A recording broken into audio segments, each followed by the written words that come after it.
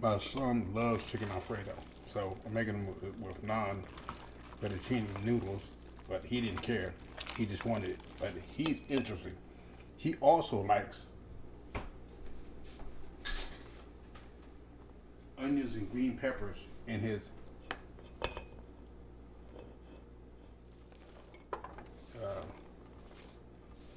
Alfredo, chicken Alfredo.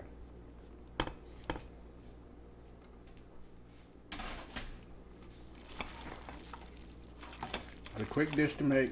Doesn't take much. Alfredo sauce. Get it anywhere. Dollar and some change. You can pretty much use any kind of noodles. Chicken breast works the best. Cook it and then slice them into small bits.